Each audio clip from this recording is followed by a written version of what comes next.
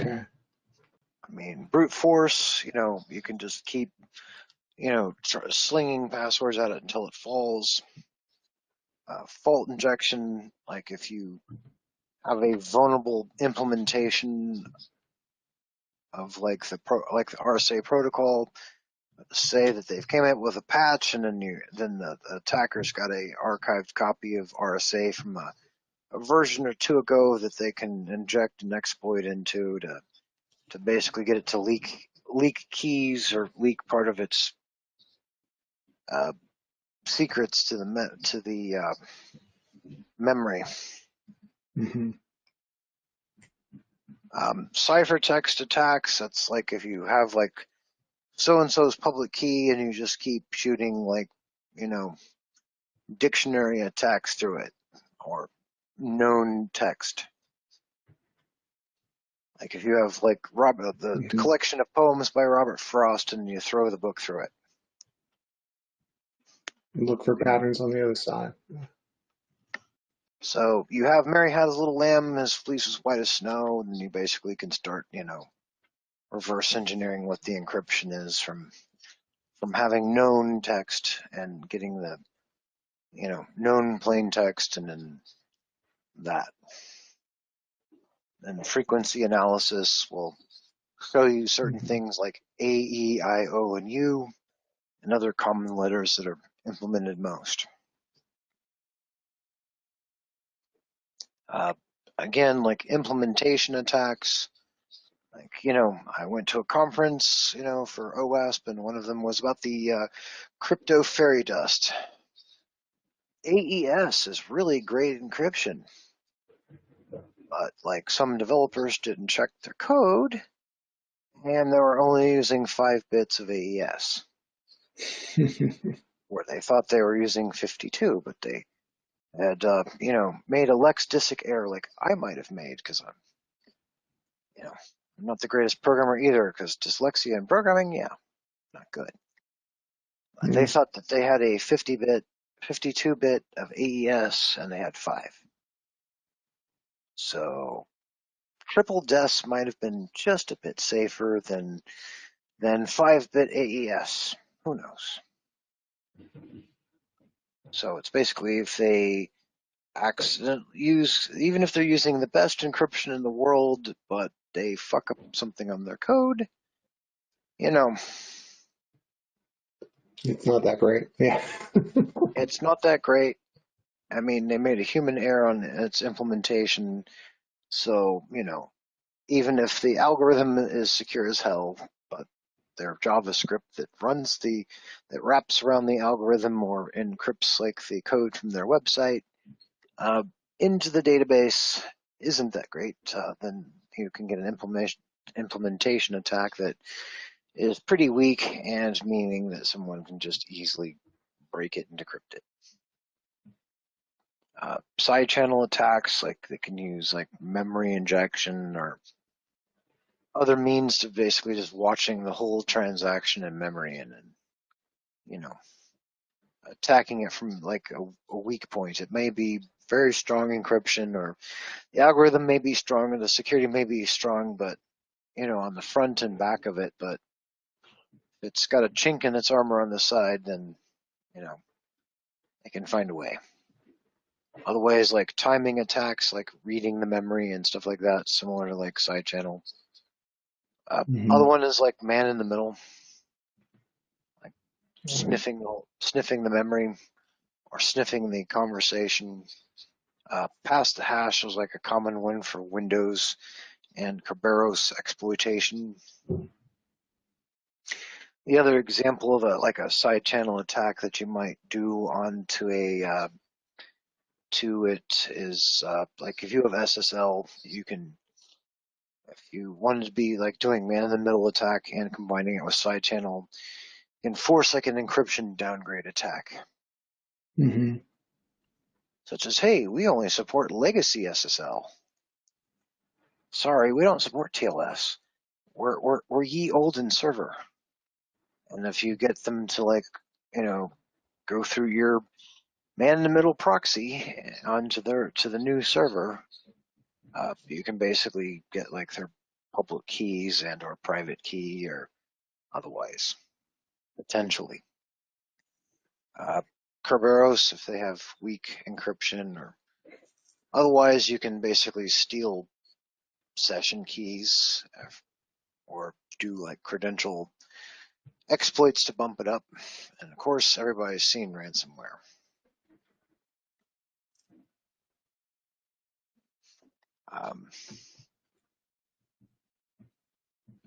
Design and site security facility controls, wiring closets, immediate distribution servers, like, good physical security, server room data centers, media storage, evidence storage, restricted and work security. Like a guy, let's put it this way, I had students that used to be in my class, and after weekending at my professors, they were not happy. They were not happy clams.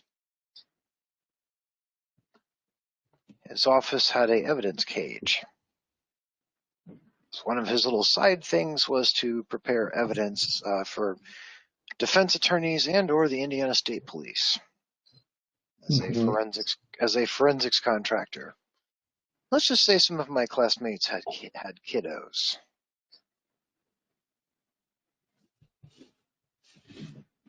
So some of them, after helping him process a few court cases, were a little squeamish for a while.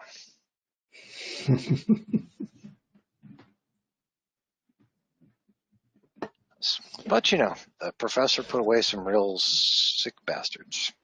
Yeah, yeah. That's not for everybody. No, it takes a strong stomach. He would have to have media storage facilities. His area had to be like highly secured. He had to be audited by the FBI to have, his cage had to be have good access controls, and then like locks, cameras. Had to have like a secure cage that was like had a razor wire and all this other stuff. Like any evidence processing had to take place inside of could be gathered and worked on in that particular cage. But even though if you had copies of it on the network for working with or viewing, like if you were working with the media drives that they had to have in chain of custody, they had to be, cloned inside of that cage, and the drives could not leave that cage. Same with the cell phones. Mm-hmm. But they could go upstairs and work with the evidence, later once it's been captured on the forensic software for the network servers. But yeah, like man traps, stuff like that. For data centers, HVAC and cooling is important. Fire suppression, power redundant backup. Same with like media storage and stuff is for backup. And restricted area security, like such as the data center, like only certain teams having access to it. Keeping track of who had access to what. One of the old mans who was a good owned a penetration testing company. He would dress as a janitor and wear your staff down. And then he'd plug a bash bunny into your nearest server once he got into your area. So once he could wear the staff down and get to a critical system, he would plug in a bash bunny. Meanwhile, his people that were actually smart were sitting across the street. But he'd be like the sweet old man, dust your plants. He would work on you for 2 weeks until the staff would get that nice security lecture and wouldn't let their guard down. But basically, he would work on them for 2 to 3 weeks until they finally let their guard down. And left the room while he was there or something. Yeah. Yep. As soon as the secretary left the room, boom, he'd hit her computer with a bash bunny, especially if it was unlocked and unsecured. And even if it was locked and secured, his little bash bunny had a fix for that too. But he would that would be like he gave talks, on Black Hat and DEF CON, and they're on YouTube. So, that's why I like the key rooms, or some places like I've gotten, easy access to them just by showing them an email without them even bothering to confirm. It's like I just stand there and like, well, are you coming? I'm like, I said, gee, I thought you were going to at least, call and confirm, right? And they're like, huh? I'm like a data. I said, for all I could be part of the red team that, was coming to get you. I said, gee, I figured you at least trust but verify, right? But no, they would take me back and then verify in front of their boss. Uh, you know, but some places, that keeping the stuff locked down is a good idea. And that's why a lot of companies are doing segmented networks, because even if someone's computer gets compromised, it can't take down the whole network. Environmental issues, etc., for like cooling and suppression. As you've seen some of the new data centers, they're using water chillers for them servers. Of course, everybody knows has probably had the OSI model beaten to death, so I won't, beat that to death. Oh, yeah. IP6, I imagine you two know it probably better than most, right? Oh, yeah. And you can get a free certification in it, right? Free certification in IPv6. Oh, yes. I did not know this.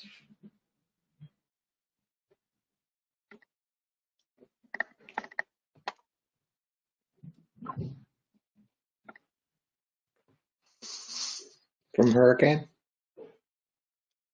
Yep. The first certification is the lowest level that you can get is answer 5 questions. Oh, cool.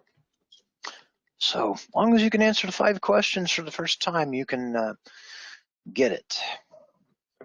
I need to add the quad A resolution into my domain panel at GoDaddy, but then I can get my final one. But the next ones are more prove it. Mm-hmm. So since I was using Google Sites, all I had to do was have like a text file that was downloadable.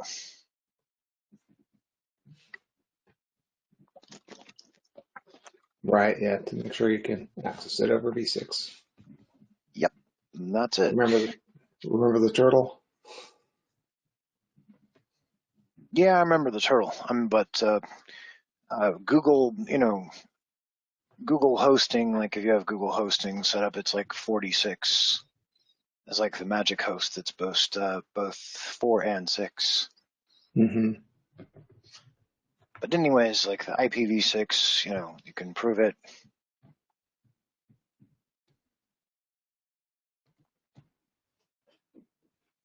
And if I tested it right now, no, I'd have to make the glue. But if it was quad A resolution, then I would go up to, Sage. But first test is like if you can answer the 5 trivia questions over and over again, yay. Next Cool. one's it forces you to prove it.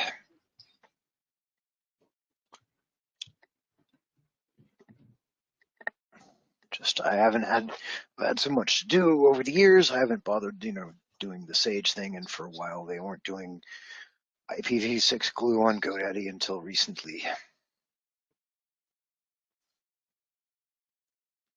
But just free tidbit there. Some places look for it, like the other IPv6 certification is more of a monster to get and not free. And because they want more security, or the IPv6 Security Alliance and all that fun.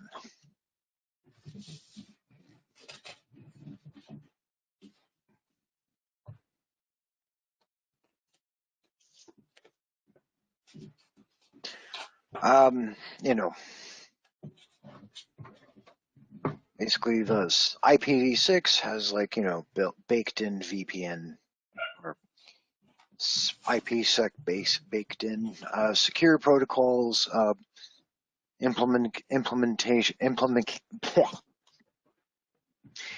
implications of multi-layer protocols, converged protocols such as fiber channel over Ethernet,